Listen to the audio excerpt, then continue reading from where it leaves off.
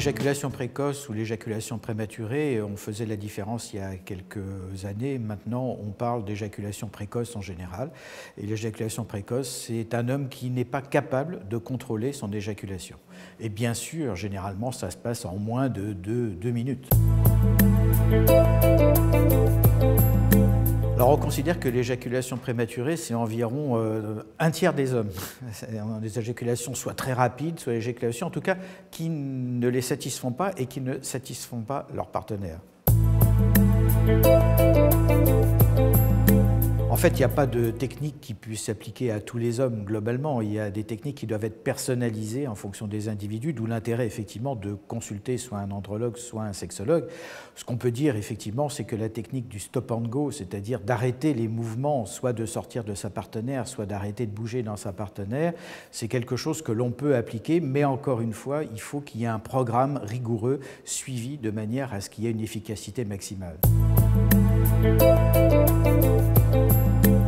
Il y a des médicaments qui peuvent aider. En particulier, il y a un certain nombre d'antidépresseurs qui sont largement utilisés. Il faut savoir que les effets de ces médicaments peuvent prendre des mois et que bien souvent, quand on arrête le traitement, malheureusement, l'éjaculation prématurée revient. Et puis on peut utiliser aussi des crèmes anesthésiantes que l'on met sur le gland juste avant le rapport sexuel, qui vont non pas empêcher les sensations de plaisir, mais diminuer l'intensité des sensations de manière à ce que l'individu puisse immédiatement réagir quand il sent l'imminence de l'éjaculation. On a beaucoup dit aussi que des produits comme le Viagra ou le Cialis ou le Levitra pouvaient avoir une certaine action. C'est vrai dans un certain nombre de cas. Et pour un certain nombre de nos patients, on conseille de prendre un comprimé d'un de ces médicaments avant le rapport sexuel. Et parfois, on va dire dans 35 à 40% des cas, on a de bons résultats sur l'éjaculation prématurée.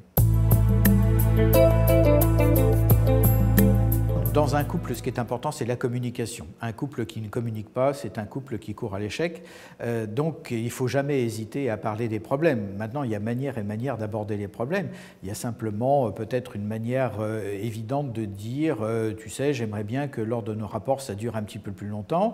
Si tu as des difficultés, je sais qu'il y a des moyens, j'en ai entendu parler ou j'ai lu dans des magazines qu'il y a des possibilités d'augmenter un petit peu cette durée des rapports sexuels. Donc, moi, je te propose qu'on aille consulter en couple ou si tu préfères, tu peux y aller tout seul et puis éventuellement, moi je t'aiderai ou je participerai au programme qui sera donné par le médecin. Mais je crois qu'il faut toujours en parler de manière très soft. Il ne faut pas agresser en disant « je ne prends pas de plaisir, ça ne dure pas assez longtemps ». Alors là, c'est le meilleur moyen de bloquer complètement la situation.